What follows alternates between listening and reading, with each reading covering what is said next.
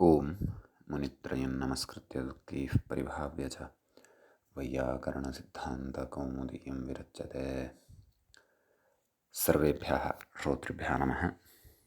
अस्माभिः गतपाठे यद्यत् पठितं तद् एकवारं स्मरामः।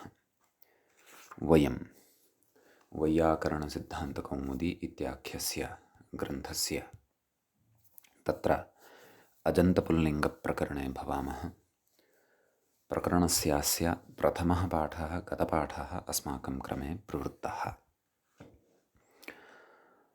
तत्र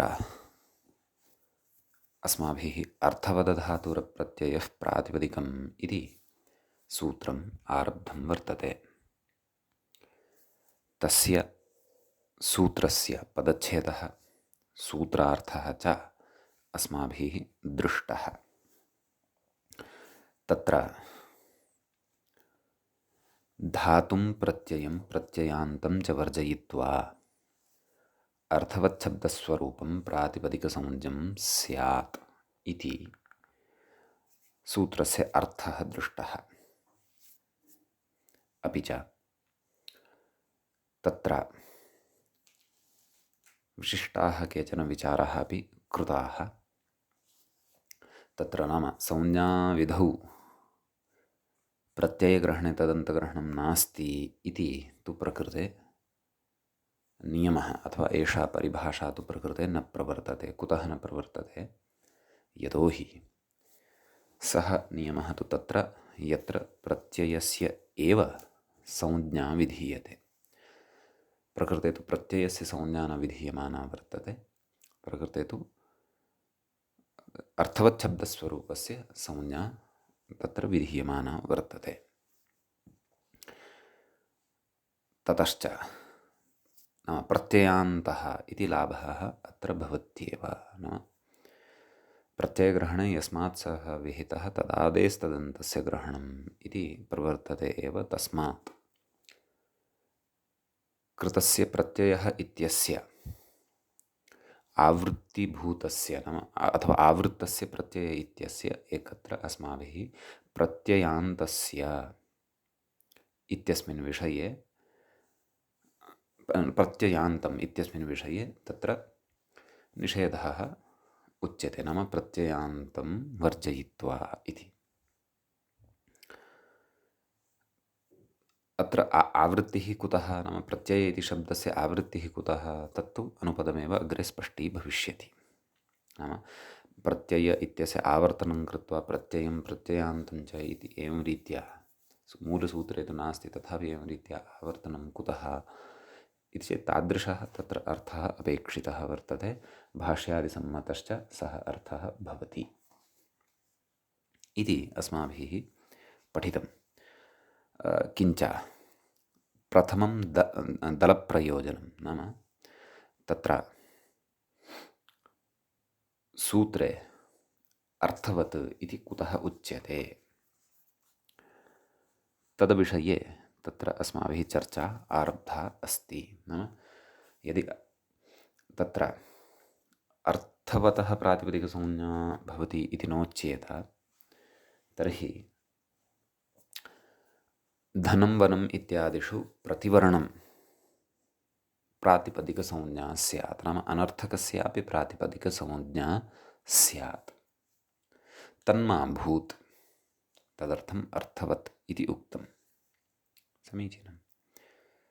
तत्रैव अस्माकं विचारः प्रचलति। व्याख्यायाः पङ्क्तिः गतपाठस्य अन्ते इत्थम् आसीत्। तत्र इतः आरभ्य सत्यां हि प्रातिपदिकसंज्ञायां प्रतिवर्णं सुबुत्पत्तिः स्यात्। संख्याकारकाभावेपि प्रथमैकवचनस्य सोर्दुर्वारत्वात् प्रथमाविभक्तेः कारकानपेक्षत्वात् तदेकवचनस्य संख्या अनवगमेपि प्रवृत्तेर्भाष्यसिद्धान्तितत्वाच्च इति। इतः अग्रे पठनीयमस्ति। अस्य पठितस्य विषयस्यापि पुनः सरलतया समन्वयनम् अस्माभिः कर्तव्यं वर्तते। अतः तत्र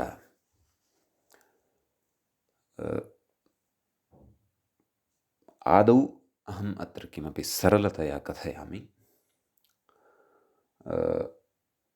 तस्य कथनात् पूर्वम् इदमपि सूचयितुम् इच्छामि यत् एतावान् विषयः गतपाठे प्रथमपाठे प्रवृत्तः। अधुना अजन्तपुल्लिङ्गप्रकरणस्य अस्य द्वितीयः पाठः आरब्धः भवति। समीचीनम्। आम्, तर्हि तत्र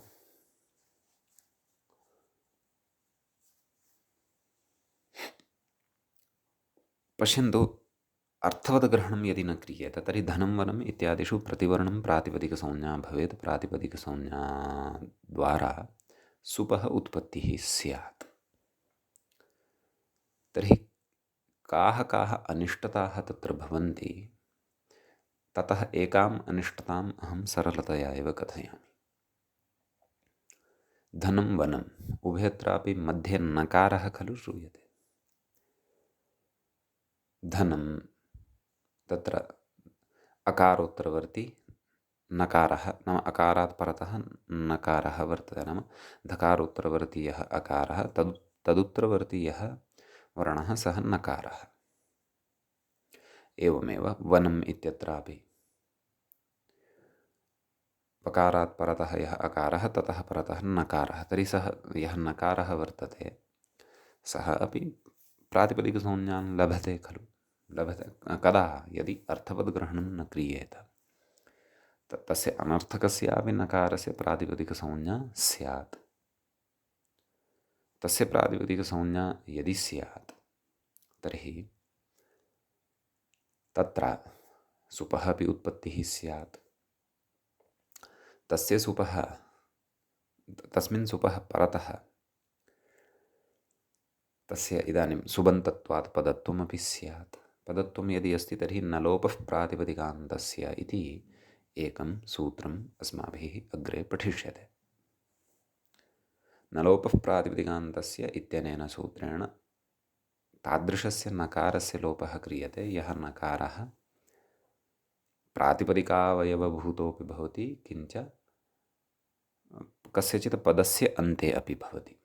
सः प्रातिपदिकस्य अन्ते अपि अपेक्षितः, पदस्य अन्ते अपि अपेक्षितः।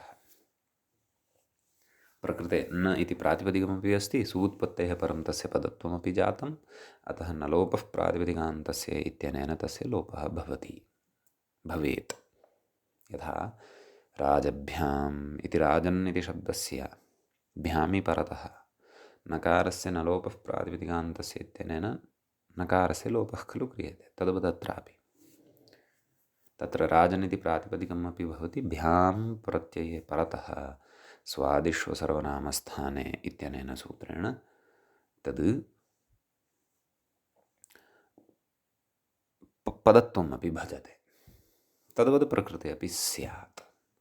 तर्हि धनम् इत्यत्र वनम् इत्यत्र नकारः एव यदि न श्रुतः तर्हि ध अनं व अनं पररूपे सति, नाम द्वयोः अकारयोः सति, द्वयोः अकारयोः पररूपे सति तत्र धम् वम् इति अनिष्टः प्रयोगः स्यात्। समीचीनम्। सः तादृश्यः एव अनिष्टताः अत्र नापेक्षिताः वर्तन्ते। तदर्थमेव प्रकृते अर्थवत् इति वक्तव्यं, नाम तादृशं शब्दस्वरूपमेव प्रातिपदिकसंज्ञां लभेत यस्य अर्थवत्वं भवति, नान्यथा। समीचीनं। ते डित्थादयः शब्दाः अथवा राम कृष्ण श्याम इत्यादयः शब्दाः भवन्ति। समीचीनम्। इदानीं व्याख्यानं प्रति आगच्छन्तु। तत्र किञ्चित् प्रौढशैल्या उक्तम् अस्ति, क्लेशो नास्ति, एकवारं समन्वयनाय प्रयत्नं कुर्मः। पुनः इतः एव पश्यामः अर्थवदिति किं। नाम धनं वनम् इत्यादौ प्रतिवर्णं प्रातिपदिकसंज्ञामाभूत्, सत्यां हि प्रातिपदिकसंज्ञायां प्रतिवर्णं सुबुत्पत्तिः स्यात्। सम्यक्। संख्याकारकाभावेऽपि, नाम प्रातिपदिकस्य जातिः व्यक्तिः लिङ्गं संख्याकारकम् इत्यादयः अर्थाः भवन्ति। तर्हि तस्य संख्याकारकाभावेऽपि, नाम संख्यात्वाभावे कारकत्वाभावेऽपि, नाम प्रतिवर्णं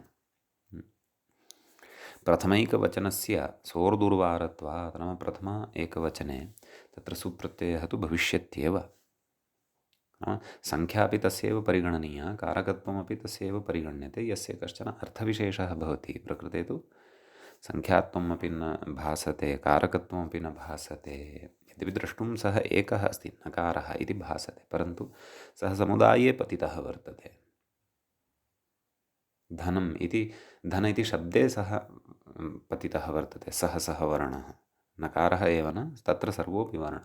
अथवा वन इति समुदाये सः पतितः वर्तते, अतः संख्यायाः तत्र विशेषेण अवगमः न भवति।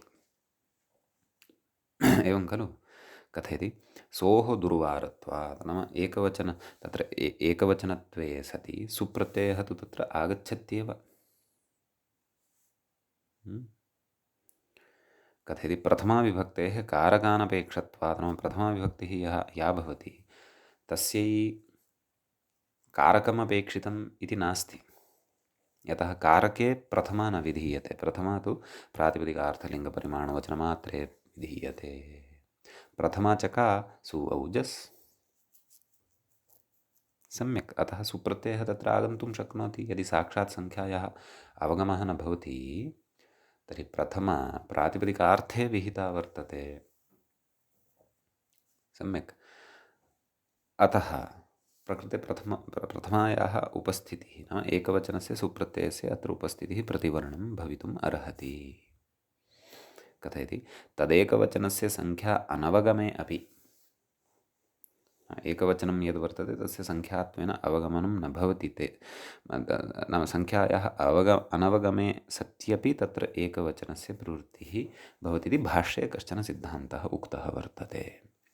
नाम आहत्य अत्र इदमेव विवक्षितं वर्तते, प्रतिवर्णं सुबुत्पत्तिः स्यात् तेन नलोपादयः यथा मया आपत्तयः अथवा अनिष्टापत्तयः याः उक्ताः ताः प्राप्येरन् इति, ताः प्राप्नुयुः इति। सम्यक्। अग्रे पश्यन्तु। न च हल्ङ्यादिना सुलोपात् प्रतिवर्णं सोः उत्पत्तावपि नक्षतिरिति वाच्यं। न कश्चन वदेत् भवतु नाम प्रतिवर्णं प्रकृते सुबुत्पत्तिः, प्रतिवर्णं सुपः उत्पत्तिः अत्र स्यात् नाम तेन किम्? एकं सूत्रमग्रे पठिष्यते, हल्ङ्याभ्यो दीर्घात् सुतिस्पृक्तं हल्। तेन प्रकृते हलन्तवर्णाः ये वर्तन्ते तेभ्यः तु सुपः लुक् भविष्यति। धकारात् यदि सुप्रत्ययः तस्य हल्ङ्यादिना लोपः भवति, हलन्तेभ्यः सोर्लोपः भवति। यतः जगत् इति शब्दात् सुप्रत्ययः क्रियते, लोपः जगत् इत्येव अवशिष्यते। सुहृद् इति अस्ति, तस्मात् सुप्रत्ययः भवति, तस्य लोपः केन? हल्ङ्यादिना। तत्सूत्रं पूर्वम् अस्माभिः श्रुतमपि स्यात्, अग्रे पठिष्यते, नाम अस्मिन्नेव शब्दाधिकारप्रकरणे एव पठिष्यते। कथयति तर्हि सोः उत्पत्तिः जायते चेदपि का क्षतिः? कथयति एवमपि नलोपस्य दुर्वारत्वात् इति, नाम एवं न वक्तव्यं। यदि प्रतिवर्णं भवान् तत्र हल्ङ्यादिना यदि सोर्लोपं करोति तथापि नलोपः प्रातिपदिकान्तस्य इत्यनेन धनं वनम् इत्यत्र नकारस्य लोपः वारयितुं न शक्यते, तस्य नकारस्य लोपः तु भवत्येव इति। कथयति अकारात् सोः ऋत्वविसर्गापत्तेश्चेत्यलं, नाम भवान् नाम अर्थवदिति ग्रहणं न करोति यदि, तर्हि प्रतिवर्णं सुबुत्पत्तिः या प्राप्ता वर्तते तत्र नकारात् तु भवान् अस्तु, अपि च धकारात् नकारात् वनम् इत्यत्र वकारात् नकारात् तु हल्ङ्यादिना भवान् लोपं करिष्यति। तत्रापि नकारस्य लोपं कथं वा रक्षिष्यति? तस्य तु निवृत्तिः भविष्यति एव, नाम नकारः तु लुप्तः एव भविष्यति।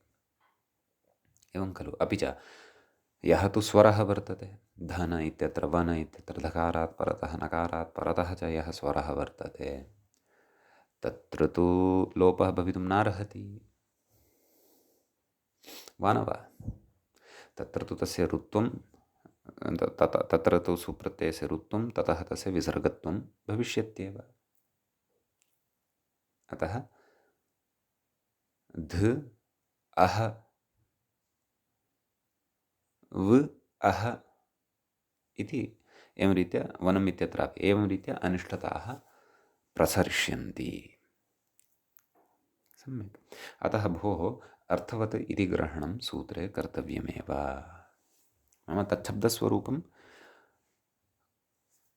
अर्थयुक्तं स्यात्। धनं वनम् इत्यत्र प्रतिवर्णं कश्चन अर्थः अस्ति इति वयं न वक्तुं शक्नुमः। अ इत्यस्य अर्थः भवति इति मया उक्तं, परन्तु किं सर्वेषामपि अर्थः अस्ति वा? स्वतन्त्रस्य न इत्यस्य व्यञ्जनरूपस्य अर्थः अस्ति वा? न खलु। तस्य कोऽपि अर्थः नास्ति। सः यदा अन्यैः वर्णैः सह क्वचित् समुदाये तिष्ठति, नाम शब्दसमुदाये वर्णसमुदाये तिष्ठति, तेन वर्णसमुदायेन कश्चन शब्दः यदा निर्मितः भवति तर्हि तस्य शब्दस्य एव तत्र कश्चन अर्थः भवति।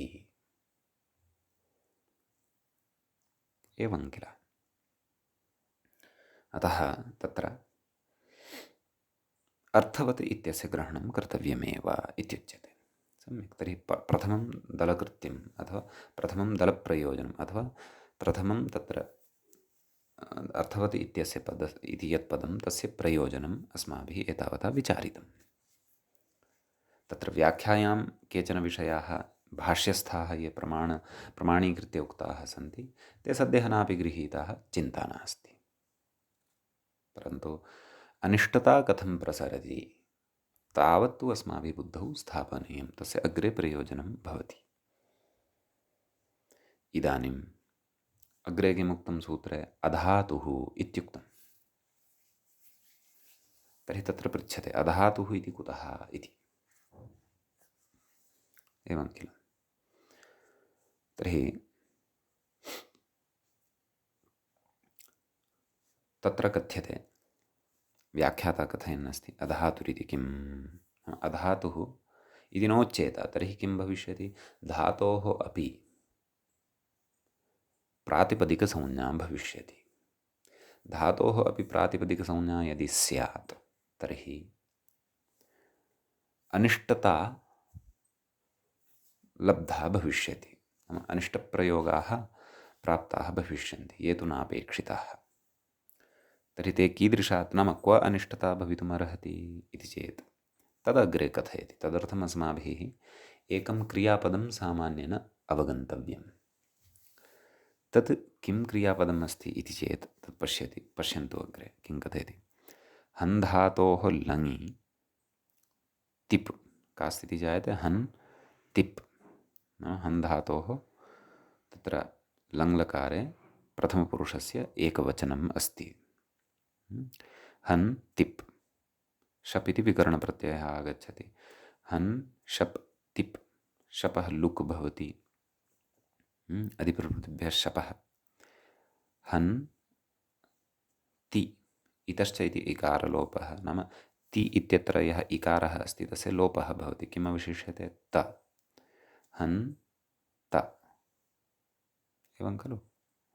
अडागमः सूत्रं पठिष्यते तिङन्ताधिकारे लुङ् लङ् लृङ् षौडुदात्तः, तेन अडागमः भवति धातोः, तस्य अ अवशिष्यते। अहन् त। सम्यक्।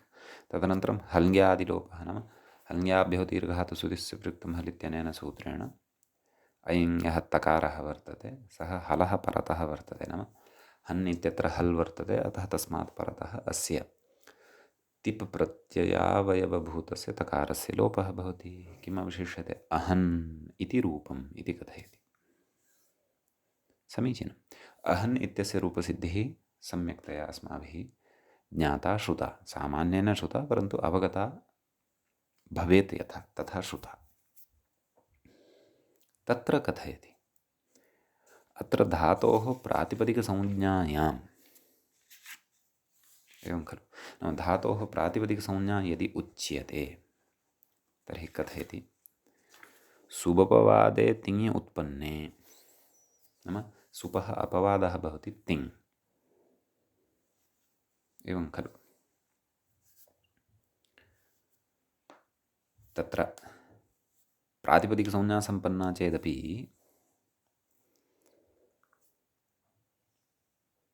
तत्र अहन् इत्यस्य इदानीं संज्ञा द्वयम् अस्ति, धातुसंज्ञा अपि अस्ति, प्रातिपदिकसंज्ञा अपि अस्ति। तर्हि ततः प्रातिपदिकत्वम् आदाय सुप् प्राप्तः भवति, अपि च धातुत्वम् आदाय तिङ् प्राप्तः भवति। यतः सुपः प्रातिपदिकात् विहिताः, तिङः तु तावत् तत्र धातुभ्यः विहिताः। परन्तु प्रकृते सुपं प्रबाध्य तिङ् प्रवर्तते। कथयति सुपवादे तिङि उत्पन्ने लुप्ते तस्मिन्। लोपः अस्माभिः केन कृतः वर्तते? हल्ङ्यादिना। लुप्ते तस्मिन् प्रातिपदिकसंज्ञायाः प्रागुत्पन्नायाः अनपगमात्, नाम पूर्वं या प्रातिपदिकसंज्ञा उत्पन्ना वर्तते। कथं प्रातिपदिकसंज्ञा उत्पन्ना भवति? अधातुः इत्यस्य पदस्य यदि ग्रहणं तत्र न क्रियेत तर्हि तत्र प्रातिपदिकसंज्ञा उत्पन्ना भवति। एवं खलु? तस्याः अपगमनं कर्तुं नाम निवारणं कर्तुं न शक्यते। सा तु तिष्ठत्येव यदि अधातुः इति नोच्येत तत्र, वा न वा? नाम अहन् इत्यत्र हन् इति धातुः अस्ति खलु, तस्य धातोः अपि प्रातिपदिकसंज्ञा स्यात्। यतः अर्थः अस्ति हन् गतिहिंसयोः, हिंसार्थकः गत्यर्थकश्च सः धातुः भवति। तर्हि अधातुः इति अग्रहणेन प्रातिपदिकसंज्ञाया प्रकृते उत्पन्ना वर्तते अथवा जाता वर्तते, सा अपगमयितुं न शक्यते, सा तिष्ठत्येव। तर्हि अपगमयितुं यदि न शक्यते तर्हि किं कथयति? न लोपः स्यात्। अहन् इत्यस्य क्रियापदस्य प्रातिपदिकसंज्ञा, नाम तत्र अस्मिन् क्रियापदे विद्यमानस्य धातोः प्रातिपदिकसंज्ञा यदि सम्पन्ना तर्हि प्रातिपदिकसंज्ञा कारणात् न लोपः प्रातिपदिकान्तस्य। यथा धनं वनम् इत्यत्र पठितं खलु, नकारस्य कथं लोपः स्यात्। यथा च राजभ्याम् इत्यत्र राजन् इत्यस्य प्रातिपदिकत्वे अपि पदत्वे सत्यपि लोपः भवति। एवं खलु? तर्हि प्रकृते अपि न लोपः प्रातिपदिकान्तस्य इत्यनेन अहन् इत्यस्य लोपः स्यात्। अहन् इति इदानीं प्रातिपदिकमपि अस्ति, अधातुः इति पदस्य अभावे। नाम यदि तथा क्रियते तर्हि पदत्वं तु अस्ति एव। कुतः? ततः तिङ् विहितः वर्तते, सुप्तिङन्तं पदं भवति, वा न वा? यद्यपि तस्य लोपः जातः परन्तु अदर्शनमेव खलु जातं वर्तते। अतः न लोपः प्रातिपदिकान्तस्य इत्यस्मै सूत्राय यद्यदपेक्षितं तत्तत्सर्वमत्र लभ्यते यदि अधातुः इति ग्रहणं सूत्रे न क्रियते। तेन अहन् इति क्रियापदे नकारस्य लोपः स्यात्। अह इत्येव अवशिष्येत। तत्तु अनिष्टं। लङि हन् धातोः प्रयोगः अहन् इत्येव प्रथमपुरुषस्य एकवचने इष्टः, वा न वा? तर्हि प्रकृते अधातुः इति वक्तव्यं। नाम धातोः प्रातिपदिकसंज्ञा न भवतु भोः, अन्यथा तदेव दुष्टप्रयोगत्वम् अनिष्टप्रयोगत्वं प्रसरिष्यति इति। सम्यक्। इति एतावान् विषयः अधातुः इत्यस्य अवगमनाय पर्याप्तः अस्ति। परन्तु तत्र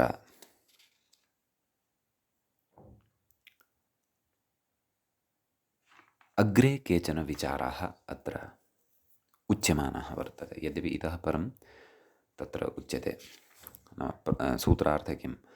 प्रत्ययं वर्जयित्वा। तर्हि प्रत्ययस्य निषेधः कुतः उच्यते तदस्माभिः अग्रे पठिष्यते। तदनन्तरं प्रत्ययान्तं वर्जयित्वा, प्रत्ययान्तस्यापि निषेधः कुतः उच्यते तदपि अस्माभिः अग्रे पठिष्यते। परन्तु सद्यः तत्र धातुः इत्यस्य प्रातिपदिकसंज्ञा न भवति इति अधातुः इत्यनेन पदेन यदुक्तम् अस्माकं कृते तद्विषये एव केचन विचाराः विशिष्टाः अग्रे सन्ति उच्यमानाः। किञ्चित् सामान्यापेक्षया प्रौढत्वम् एषु विचारेषु अस्ति अग्रे, परन्तु भवद्भिः ध्यानेन श्रोतव्यम्, अवगन्तुं च यत्नः कर्तव्यः। यतोहि बहूनि सूत्राणि तत्र अस्माभिः एतावता न पठितानि सन्ति, अग्रे पठिष्यन्ते। तथापि श्रोतव्यं, कश्चन संस्कारः जायते। यदि च कदाचित् भवतां तत्तत् सूत्रस्य श्रवणं पूर्वं जातं स्यात् तर्हि निश्चयेन अग्रे उच्यमानानां विचाराणामपि भवताम् अवगमनं भविष्यति। अहं च यावत् शक्यं सरलतया वक्तुं यत्नं करोमि। भवतु, कथयति अग्रे। नाम एतावत्पर्यन्तम् अहन् इत्यत्र नकारलोपः भविष्यति भोः, अतः अधातुः इति प्रतिषेधः वक्तव्यः एव इति तत्र उच्यते। किमुच्यते? न च प्रत्ययलक्षणम् आश्रित्य प्रत्ययान्तपर्युदासादेव न प्रातिपदिकत्वम् इति वाच्यम्। एवं खलु? नाम प्रकृते प्रत्ययलोपे प्रत्ययलक्षणम् इति खलु पठ्यते। एवं खलु? लुप्ते प्रत्यये तदाश्रितं कार्यं भवति इति अग्रे अस्माभिः पठिष्यते। पूर्वं च अस्माभिः बहुत्र प्रत्ययलक्षणविषये चर्चा तत्र तत्र कृता, यद्यपि सा व्यवस्था एतावता सूत्रशः नागता अस्ति, अग्रे आगमिष्यति। तर्हि प्रकृते प्रत्ययः कः लुप्तः वर्तते? तिप् खलु? आदौ तस्य इकारः लुप्तः, तदनन्तरं हल्ङ्यादिना तस्य तकारस्यापि लोपः कृतः। तर्हि प्रत्ययलोपे प्रत्ययलक्षणम्। एवं खलु? तर्हि तत्र प्रत्ययः तत्र नाम लुप्तोपि प्रत्ययः तत्र तिष्ठति, न दृश्यते परन्तु तिष्ठति, वा न वा? अत एव तत्र पदत्वमपि भवति खलु। अत एव न लोपः प्रातिपदिकान्तस्य इत्यस्य प्राप्तिः जायमाना आसीत्। अतः प्रत्ययलक्षणम् आश्रित्य तत्र तिप् इति प्रत्ययः तत्र उपतिष्ठते, तस्य उपस्थितिः तत्र भवति। दर्शनं न भवति, सः भिन्नः विषयः, उपस्थितिः भवति। एवं खलु? तर्हि किं? तर्हि कथयति प्रत्ययान्तपर्युदासादेव न प्रातिपदिकत्वम् इति पूर्वपक्षी कथयन्नस्ति एतत्। नाम पूर्वं किमुक्तं? प्रत्ययान्तपर्युदासात्, नाम अत्र पश्यन्तु, प्रत्ययान्तपर्युदासादेव, नाम पर्युदासो नाम निषेधः उक्तं खलु पूर्वं। पर्युदासः सदृग्राही प्रसज्यस्तु निषेधकृत् इति पूर्वं पठितं किल। नाम अनचिज इत्यत्र अथवा मध्ये मध्ये तत्र वयं पर्युदासप्रतिषेधः प्रसज्यप्रतिषेधः इत्येतस्मिन् विषये, नाम सद्यः अत्र बहु तत्र अगाधतया गन्तव्यमिति नास्ति, पर्युदासः नाम निषेधः इति एव चिन्तयन्तु। सम्यक्। तर्हि कथयति पूर्वपक्षी, भोः प्रत्ययलक्षणत्वं समाश्रित्य एव प्रकृते तत्र प्रत्ययः लभ्यते एव खलु। अतः तत्र सूत्रे उक्तं खलु, प्रत्ययं प्रत्ययान्तं च वर्जयित्वा। प्रत्ययान्तस्यापि प्रातिपदिकसंज्ञायाः निषेधः खलु क्रियते। तर्हि प्रकृते प्रत्ययलक्षणत्वं समाश्रित्य तत्र प्रत्ययस्य उपस्थितिः भवति। इदानीं प्रत्ययान्तत्वम् अहन् इत्यस्य सम्पद्यते, प्रत्ययान्तत्वम् अहन् इत्यस्य सम्पन्नं यदि, तर्हि प्रत्ययान्तस्य तु प्रातिपदिकसंज्ञा न भवति इति सूत्रे भवद्भिरेव उक्तं। तत्र प्रत्ययः इत्यस्य आवर्तनं कृत्वा प्रत्ययान्तस्यापि प्रातिपदिकसंज्ञा न भवति इति भवद्भिरेव तत्र उच्यते। एवं खलु? यद्यपि तस्य उदाहरणम् अस्माभिः अग्रे पठनीयं वर्तते, परन्तु सद्यः अत्र पूर्वपक्षी वदन् अस्ति। तर्हि प्रत्ययान्तस्य प्रातिपदिकसंज्ञा न भवति खलु। तर्हि तेनैव प्रकृते प्रातिपदिकसंज्ञायाः निवृत्तिः भविष्यति अहन् इत्यादिषु। किमर्थं? तत्र भवद्भिः अधातुः इति पठनीयम्, अपेक्षा एव नास्ति। अर्थवदप्रत्ययः प्रातिपदिकम् इत्येव उच्यताम्। अर्थवदधातुरप्रत्ययः प्रातिपदिकम् इति वक्तव्यस्य का अपेक्षा इति उच्यते। एवं खलु? नाम इति न वाच्यम्, इति न वक्तव्यम् इति तस्य कृते उच्यमानं वर्तते। नाम एवं रीत्या यदि भवान् कथयति, सा युक्तिः अपि न प्रबला अस्ति। कुतः न? नाम तर्हि कथयति पूर्वपक्षी, कुतः मम युक्तिः प्रबला नास्ति, किं कारणं? तर्हि तत्र कथयति, एवमपि प्राक् प्रवृत्तप्रातिपदिकत्वस्य अनपगमात् इति। एवं खलु? नाम पूर्वं या प्रातिपदिकसंज्ञा क्रियते, एवं खलु? नाम प्रत्ययलक्षणत्वं यदि आयातं तर्हि अपि तत्र प्रातिपदिकत्वं तु तत्र वर्तते एव। अहन् इत्यस्य प्रातिपदिकसंज्ञा तु तिष्ठत्येव। उक्तं खलु, प्राक् प्रवृत्तप्रातिपदिकत्वस्य अनपगमात्। यदि भवान् प्रत्ययलक्षणत्वं समाश्रित्य प्रकृते प्रत्ययान्तत्वात् न लोपः न भवति इति यदि कथयति, एवं खलु? नाम प्रत्ययान्तपर्युदासादेव तत्र नाम प्रातिपदिकत्वं न भवति इति यदि कथयति, नाम तत्र भवता प्रत्ययस्तु पश्चादागच्छति भोः इति तस्य कृते उच्यते, वा न वा? प्रत्ययस्तु पश्चादागच्छति, आदौ तु धातोः एव तत्र अवस्था भवति खलु। यदि च तत्र अधातुः इति नोच्येत तर्हि हन् इत्यस्य तु पूर्वमेव प्रातिपदिकसंज्ञा सिद्धा भवति। प्रातिपदिकसंज्ञया प्रत्ययस्य प्रतीक्षा तत्र कर्तव्या इति नास्ति खलु। तदेव कथयन्नस्ति, प्राक् प्रवृत्तप्रातिपदिकस्य अनपगमात्। नाम पूर्वं प्रवृत्तं यत् प्रातिपदिकत्वं तस्य अपगमनं नाम निवारणं भवितुं नार्हति इति। एवं खलु? तर्हि प्रकृते उच्यते, भोः, पूर्वपक्षी पुनः कथयति किं नाम, अस्तु प्रातिपदिकस्य अपगमनं न भवति, तथापि अनिष्टता का? अनिष्टता नाम इदमेव तस्य उच्यते, नकारस्य लोपस्य प्राप्तिः स्यात् इति पूर्वमुक्तमेव खलु। एवं खलु? यतः प्रातिपदिकत्वस्य अपगमनं तु न भवति, प्रत्ययः पश्चात् अत्र उत्पन्नः। प्रातिपदिकसंज्ञा तु अधातुः इत्युच्यते सति धातोः पूर्वमेव सिद्धा वर्तते।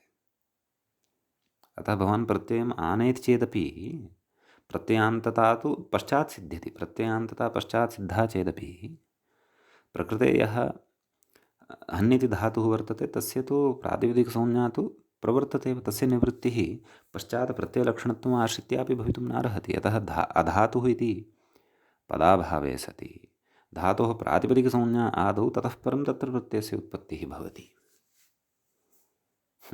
एवं खलु? अतः अधातुः इति पठनीयमेव इत्युच्यते। सम्यक्। इति एकः पक्षः यः तेन उत्थापितः, तस्य निरासः एवं कृतः। निरासः नाम निवारणम् अथवा तस्य भ्रमोच्छेदनम् अथवा खण्डनम् इति वा। अग्रे पुनः सः कञ्चन पक्षम् उत्थापयन्नस्ति। सोऽपि पक्षः अवधानेन श्रोतव्यः, तस्य निवारणं च अग्रे भविष्यति। अपि च किञ्चित् अवगन्तुं यत्नं कुर्वन्तु, यतः अग्रिमसूत्रं यद् वर्तते कृत्तद्धितसमासाश्च, तत्र अपेक्षा भविष्यति। नाम एतेषां विचाराणां किञ्चित् तत्र मूले अपि चर्चा करिष्यते। अस्तु, तर्हि अग्रे उच्यते, न चैवमपि कार्यकालपक्षे अत्र किञ्चित् वक्तुम् इच्छामि। नाम अग्रिमपक्षस्य उपस्थापनात् पूर्वमपि भवतां परिचयाय किञ्चित् वक्तुम् इष्यते। तत्र शास्त्रस्य अध्ययनस्य तत्रापि विशिष्य संज्ञासूत्राणि परिभाषासूत्राणि च यानि भवन्ति, तेषां विषये पक्षद्वयं शास्त्रे प्रसिद्धं वर्तते। कार्यकालपक्षः यथोद्देशपक्षश्च। कार्यकालं संज्ञापरिभाषं यथोद्देशं संज्ञापरिभाषम् इति परिभाषाद्वयं पठ्यते तत्र। नाम अध्ययनस्य परिपाट्याम् एतत् पक्षद्वयम् आचर्यते, पक्षद्वयम् आश्रितं दृश्यते। कार्यकालपक्षः एकः भवति, यथोद्देशपक्षः च एकः भवति। यथोद्देशपक्षः नाम उद्देशम् अनतिक्रम्य यथोद्देशम्। उद्देशं नाम तत्तत् शास्त्रस्थलविशेषः यत्र यत्र यद्यद् विधानं तत्र कृतं भवति। नाम तत्र संज्ञासूत्रं वा परिभाषासूत्रं वा यत्र पठ्यते तत्रैव तस्य पूर्णतया स्पष्टता क्रियते। तस्य उदाहरणानि प्रत्युदाहरणानि तत्सर्वं तत्रैव अध्येता चिन्तयति, तत्रैव स्पष्टीकरोति। यथोद्देशपक्षे। कार्यकालपक्षे तु अधुना ज्ञातं वृद्धिरादेच। वृद्धिरादेच नाम आ ए आ ऐ औ इति वृद्धिः भवति। एते त्रयः वर्णाः वृद्धिः इत्युच्यन्ते। तावदेव ज्ञात्वा तावदेव पठित्वा समापयति अध्येता तत्र। सम्यक्। यदा तस्य नाम तैः वर्णैः यदा किमपि कार्यं यदा उपस्थितं भवति सः तदा पुनः तत् स्मरति। यथा वृद्धिरेचि कृष्ण एकत्वं कृष्णैकत्वं तत्र अ ए अनयोः स्थाने अ ऐ नाम कृष्ण इत्यत्र अ क्षन्तव्य अ ए एकत्वम् इत्यत्र ए इत्यनयोः द्वयोः स्थाने वृद्धिः भवति। सा च का ऐ इति। सः तत्रैव गत्वा तां वृद्धिं स्मरति। पक्षमाश्रित्य यः अधीते सः तु न तत्रैव वृद्धिरादेचेति सूत्रं यत्र पठितं तत्रैव किम् उदाहरणं किं प्रत्युदाहरणं सर्वं तत्रैव स्पष्टीकरोति। यदधुना नापि पठितं वर्तते तदपि तत्रैव तत्सूत्रसम्बद्धं सर्वं स्पष्टीकृत्य एव अग्रे गच्छति इति पक्षद्वयं शास्त्रे वर्तते। अग्रे कदाचित् एतत् पक्षद्वयम् आश्रित्य चर्चा करिष्यते। सद्यः एतस्याः पङ्क्तेः सामान्येन अवगमनं समन्वयनं वा भवतु इति कृत्वा मया भवतां सविधे अयं विषयः उक्तः। किञ्चित् अधुना श्रुतः, अग्रे च विशेषैः अयं विषयः श्रुतः स्यात् कदाचित्, तर्हि पुनः अस्य स्मरणं भविष्यति। सद्यः श्रोतव्यं तावदेव, यावत् शक्यम् अवगन्तुं यत्नः कर्तव्यः तावदेव। किं कथयति इदानीं पश्यन्तु। व्याख्याता तत्र व्याख्यायां पूर्वपक्षी किं कथयति। कथयति न चैवमपि कार्यकालपक्षे न लोपार्थं प्रातिपदिकसंज्ञायां क्रियमाणायां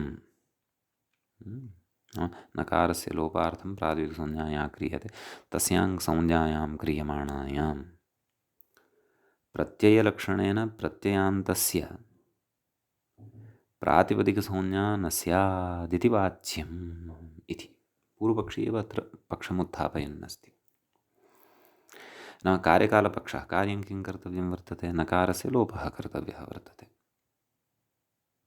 तदर्थं संज्ञा अधुना अपेक्षिता। संज्ञा अधुना अस्माभिः पठ्यमाना वर्तते का, प्रातिपदिकसंज्ञा।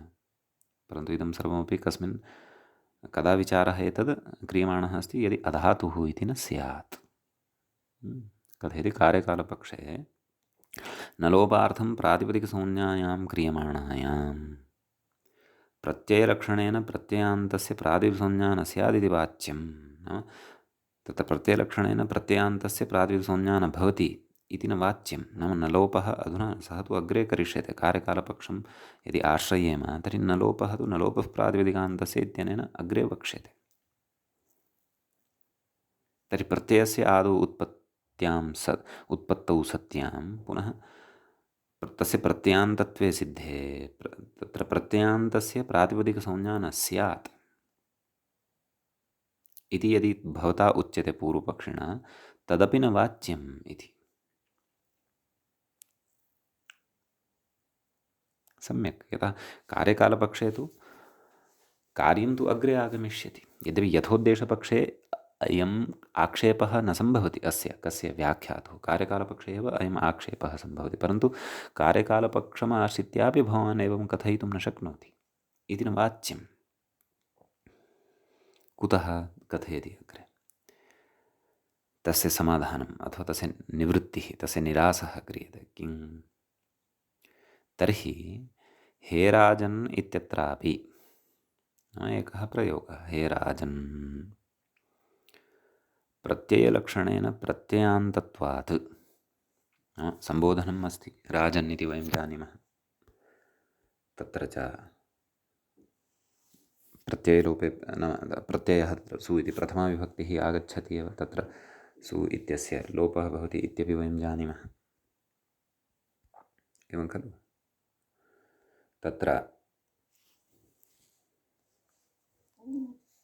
तत्र नाम यः लुप्तः प्रत्ययः तस्यापि प्रत्ययान्तत्वात् नाम प्रत्ययलक्षणत्वेन तस्यापि तत्र उपस्थितिः स्यात्, प्रत्ययान्तत्वं च तस्य स्यात्। कथयति प्रातिपदिकत्वाभावे नाम प्रत्ययान्तत्वं यदि जातं राजन् इत्यत्र, राजन् इत्यस्मात् लुप्तः यः प्रत्ययः सः प्रत्ययलक्षणत्वेन यदि तत्र आश्रितः, एवं खलु? तर्हि तस्य प्रातिपदिकत्वाभावे नाम सूत्रेण उच्यते खलु प्रत्ययान्तस्य प्रातिपदिकसंज्ञा न भवति, तर्हि राजन् इत्यस्यापि प्रातिपदिकसंज्ञा न भवति, नाम प्रातिपदिकसंज्ञायाः अभावः स्यात्। तस्मिन् अभावे सति नलोपस्य अप्रसक्तौ, एवं खलु?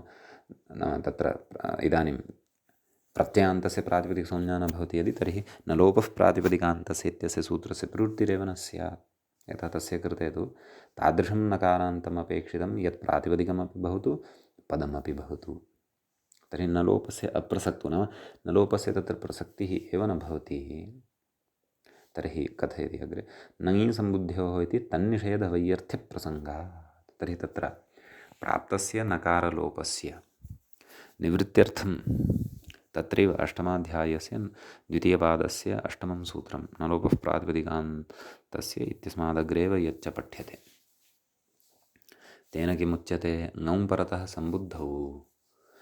परतः सम्बुद्धौ च नकारलोपः न स्यात्। ङि प्रत्ययः यदा परतः भवति, सम्बुद्धिः कस्य भवति? एकवचनं सम्बुद्धिः।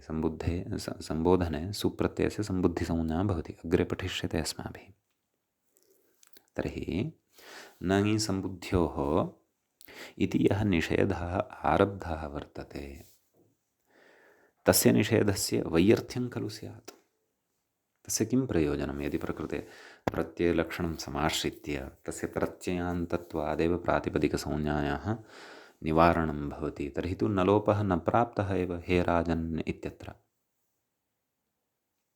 तर्हि नलोपः न प्राप्तः, तर्हि नङि सम्बुद्ध्योः इत्यत्र सम्बुद्धिपरतः नकारलोपस्य निषेधः यः आरब्धः सः व्यर्थः खलु, वा न वा? अतः अत्र नाम कार्यकालपक्षे अपि तत्र प्रत्ययलक्षणत्वं न सम्भवति, प्रत्ययलक्षणत्वं न भवति इत्येव तत्र उच्यते, एवं खलु? यद्यपि प्रत्ययलक्षणात् पूर्वमेव तत्र धातोः प्रातिपदिकसंज्ञा भवति, प्रातिपदिकसंज्ञायाः तु निवृत्तिः कर्तुं न शक्यते इति पूर्वमुक्तमेव, परन्तु कार्यकालपक्षे सः तत्र प्रत्ययलक्षणं समाश्रित्य प्रत्ययान्तत्वं प्रतिपादयन् आसीत् अहन् इत्यत्र पूर्वपक्षी, परन्तु तस्य कार्यकालपक्षे प्रत्ययलक्षणत्वं न सम्भवति, तत्र इदं तस्य कृते अग्रे उच्यमानं वर्तते। नाम यदि तथा स्यात् भोः तर्हि हे राजन् इत्यत्रापि सैव गतिः खलु, सैव स्थितिः खलु, यथा अहन् इत्यत्र भवान् वदन्नस्ति। तर्हि तत्र नङि सम्बुद्ध्योः इति निषेधः व्यर्थः खलु, वा न वा? अतः अधातुः इति वक्तव्यमेव।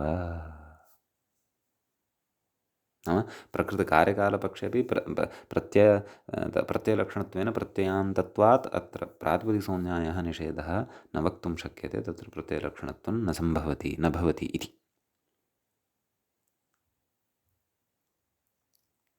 प्रत्ययलक्षणत्वं स्यात्, परन्तु प्रत्ययान्तस्य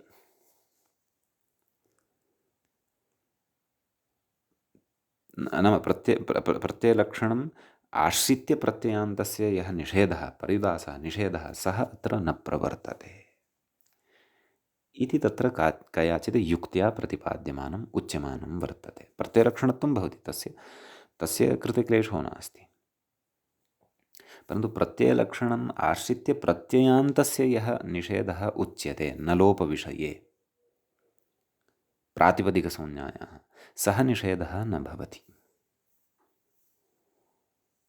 अन्यथा नङीसम्बुद्ध्योः इति सूत्रं व्यर्थं स्यात्। एषा च पङ्क्तिः नङीसम्बुद्ध्योः इत्यस्य अवगमनं सूत्रस्य अर्थस्य अवगमनं विना अवगन्तुं न शक्यते, अतः तत्र किञ्चित् भवद्भिः अवधानं कर्तव्यम्। सम्यक् यदि समयः अस्ति, यदि च भवतां प्राक् परिचयः ईषद् वा एषु प्रसङ्गेषु वर्तते, अन्यथा गच्छता कालेन मूले एव ङीसम्बुद्ध्योः इत्यपि आगमिष्यति। प्रत्ययलोपे प्रत्ययलक्षणं नलुमताङ्गस्य इत्यादिकं सर्वम् अग्रे आगमिष्यति। समीचीनम् इति पुनः पक्षः उपस्थापितः, तस्य निरासः कृतः। इदानीं पुनः कश्चन पक्षः उपस्थाप्यते। कः सः पक्षः? कथयति न च राजन् शब्दस्य औणादिककनिन् प्रत्ययान्तस्य राजन् शब्दः तत्र राजधातोः राजृ इति धातोः औणादिकः कनिन् इति प्रत्ययः क्रियते चेदपि तस्य सिद्धिः जायते, एवं किल? तत्रैव कथयति किं पश्यन्तु न च राजन् शब्दस्य औणादिककनिन् प्रत्ययान्तस्य उणादिप्रत्ययाः च कृतप्रत्ययेषु अन्तर्भवन्ति। कुतः? उणादयो बहुलम् इति सूत्रं कृत्सु पठितं वर्तते। कथयति कनिन् प्रत्ययान्तस्य राजन् इति यः शब्दः औणादिककनिन् प्रत्ययान्तः सिद्धः, कनिन् च कृतप्रत्ययः उणादीनां कृत्सु अन्तर्भावात्।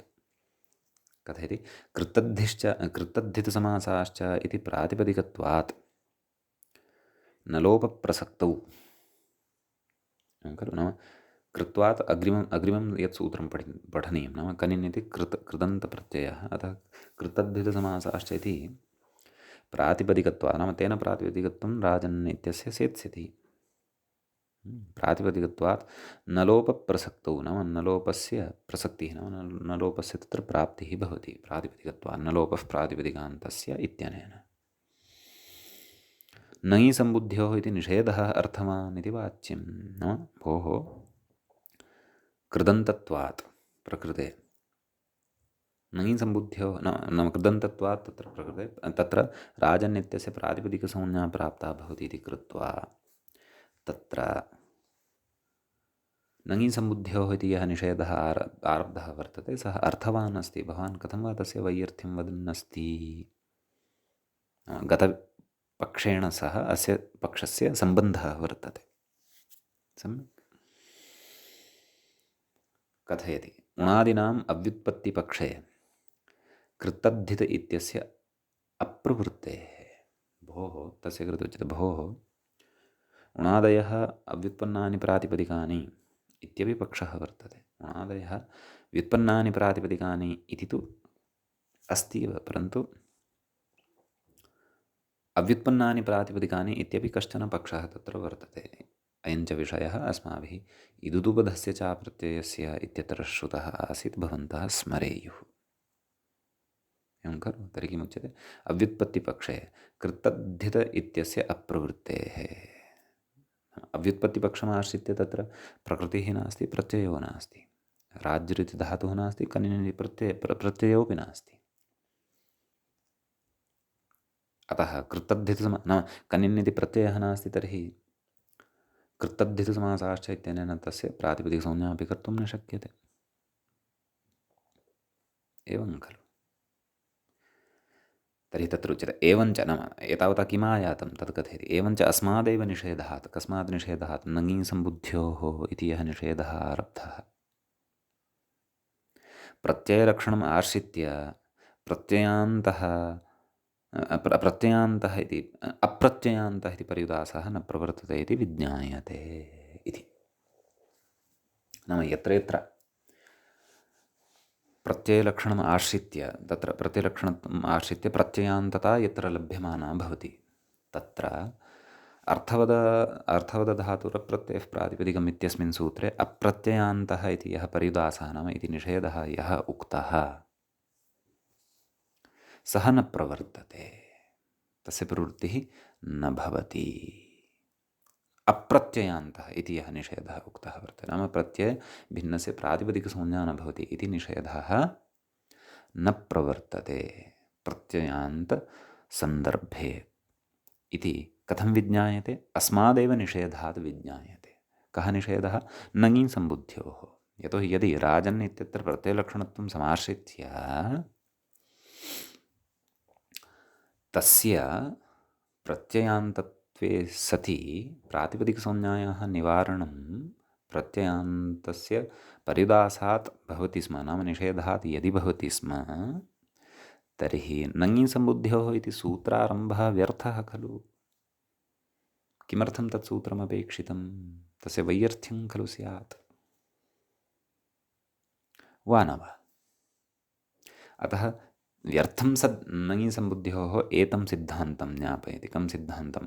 यत् प्रत्ययलक्षणमाश्रित्य प्रत्ययान्तः इति परिदासः नाम प्रत्ययलक्षणमाश्रित्य अर्थवदधातुरप्रत्ययः प्रातिपदिकम् इत्यत्र प्रत्ययान्तः यः नाम प्रत्ययान्तस्य प्रातिपदिकसंज्ञा न भवतु इति यः पर्युदासः नाम निषेधः यः उक्तः वर्तते सः न प्रवर्तते, अन्यत्र प्रवर्तते, परन्तु प्रत्ययलक्षणप्रसङ्गः यत्र तत्र न प्रवर्तते। अतः एतावता किम् आयातं तर्हि? यदायातं यल्लब्धं तदग्रे कथयन्नस्ति। पश्यन्तु किं कथयति।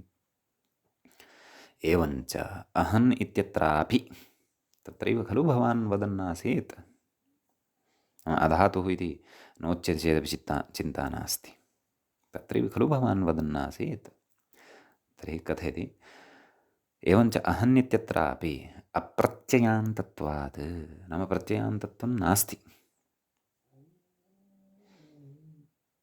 एवं खलु इत्यत्रापि अप्रत्ययान्तत्वात् प्रातिपदिकत्वप्राप्तौ नाम प्रातिपदिकत्वस्य प्राप्तिः तत्र भवत्येव। तत्र प्रत्ययान्तपरिदासः न प्रवर्तते इति कृत्वा अतः प्रातिपदिकत्वं तस्य भवत्येव।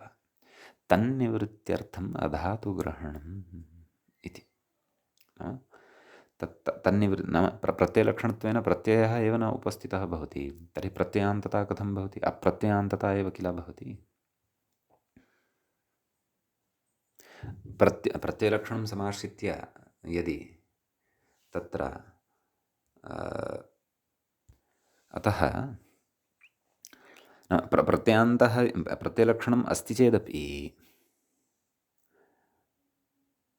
तत्र प्रत्ययान्तपरिदासः न प्रवर्तते इति नाम प्रत्ययान्तस्य प्रातिपदिकसंज्ञा भवति। कुतः?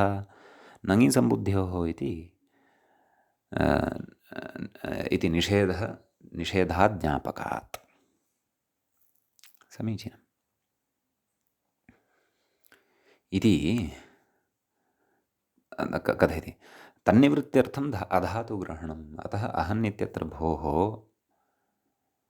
प्रातिपदिकत्वात् न लोपः प्रातिपदिकान्तस्य इत्यस्य प्राप्तिः भवत्येव।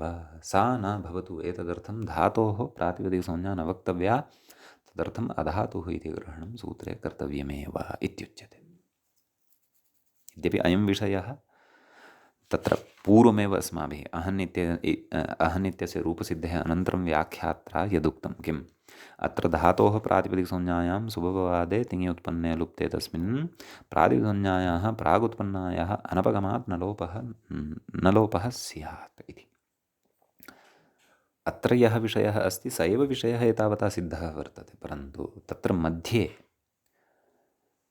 पूर्वपक्षाः केचन आसन्, तेषां श्रवणं तेषां निवृत्तिः च युक्त्या अत्र व्याख्यात्रा प्रस्तुता।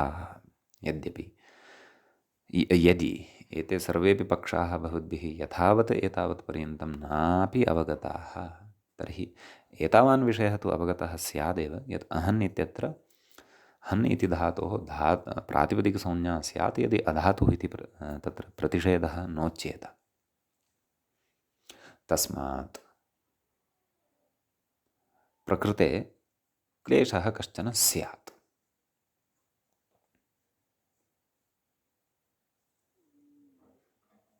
एवं खलु।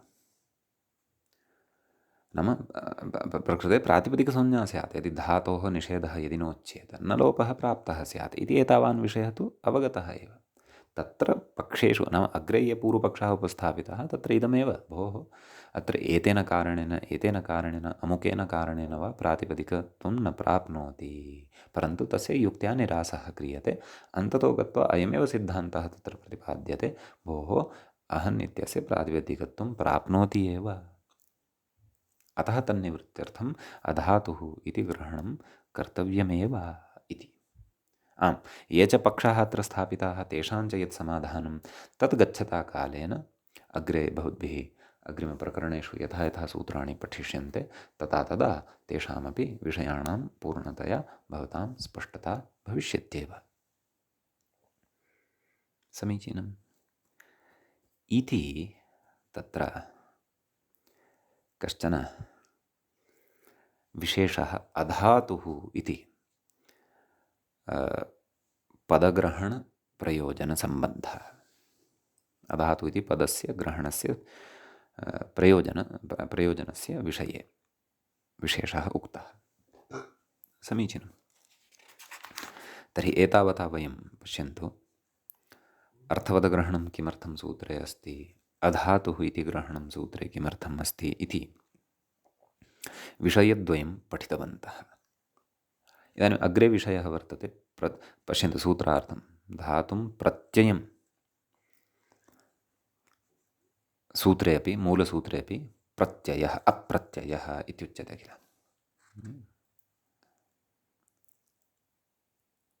एवं किल। तर्हि अप्रत्ययः इति कुतः उच्यते तद् इदानीं व्याख्यात्रा अग्रे व्याख्यायते, समालोच्यते। तत्र कथयति, पश्यन्तु अप्रत्ययः इति किं नाम प्रत्ययस्य निषेधः किं विषयकः निषेधः, प्रातिपदिकसंज्ञायाः निषेधः यदि प्रत्ययस्य नोच्येत तर्हि का पत्तिः स्यात् तदुच्यते। हरिषु करोषि इत्यत्र सुप्सिपोः अर्थवत्वात् अप्रत्ययान्तत्वाच्च प्रातिपदिकत्वे प्राप्ते तन्निवृत्त्यर्थं प्रत्ययः अप्रत्ययः इति प्रत्ययपर्युदासः। एवं खलु। हरिषु करोषि, हरिषु इत्यत्र सुप् प्रत्ययः नाम षु इति अन्ते श्रूयमाणः वर्तते किल, तत्र प्रत्ययः अस्ति। ङियो सुप् सुप् सुप् इति प्रत्ययः वर्तते, तस्य सु इति अवशिष्यते। सकारस्य षत्वादिकम् अग्रे भवति, तद् वयम् अग्रे पठिष्यामः। करोषि इति क्रियापदं वर्तते, कृ इति धातोः डुक्रियकरण इति धातोः सम्पन्नं भवति। एवं किल। तर्हि तत्रापि कृधातोः सिप् प्रत्ययः अन्ते षि इति श्रूयते खलु, सः सिप् अस्ति, तस्य सिपः सि इति अवशिष्यते, तस्यापि षकारादिकं विधाय करोषि इति जायते। समीचीनं। तर्हि तत्र कथयति, हरिषु करोषि इत्यत्र सुप्सिपोः नाम हरिषु इत्यत्र यः सु वर्तते, करोषि इत्यत्र च यः सि वर्तते, कथयति अर्थवत्वात् तेषां कश्चन अर्थः भवति। सुप् इत्यस्य बहुवचनम् इति अर्थः भवति। पुनः च अधिकरणे विधीयते सप्तमी, अधिकरणम् इत्यपि तस्य अर्थः वर्तते। सम्यक्। अतः कथयति तत्र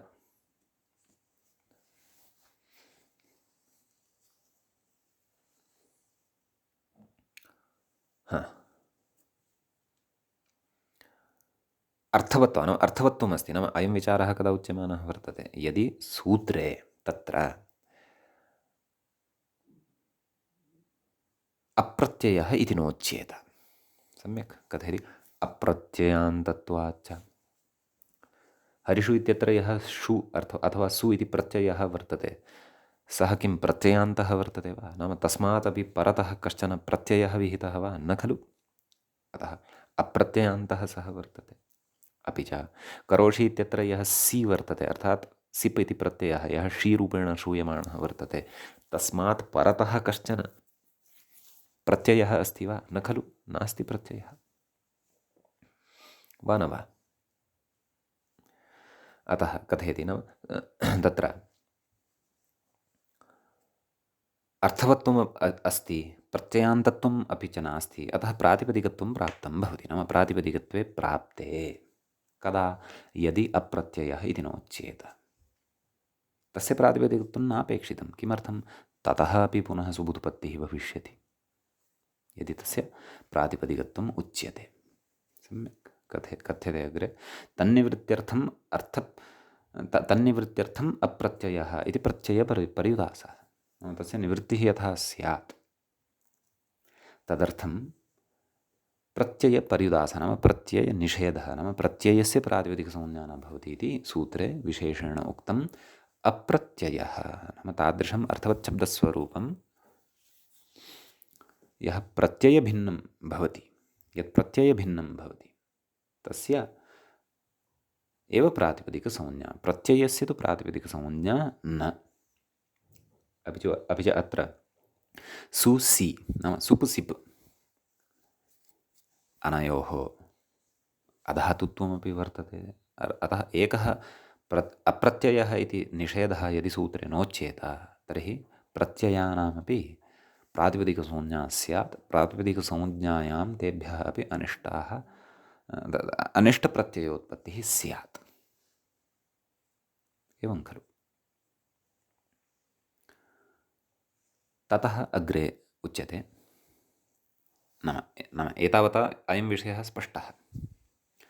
अग्रे अत्र कश्चन इतोपि पूर्वपक्षः वर्तते, तं पूर्वपक्षं वयम् अग्रिमे पाठे विचारयिष्यामः। अद्यतनपाठस्य अत्रैव उपसंहरणं क्रियते। मङ्गलं मुनित्रयं नमस्कृत्य उक्तिः परिभाव्य च वैयाकरणसिद्धान्तकौमुदीयं विरच्यते। सर्वेभ्यः श्रोतृभ्यः नमः।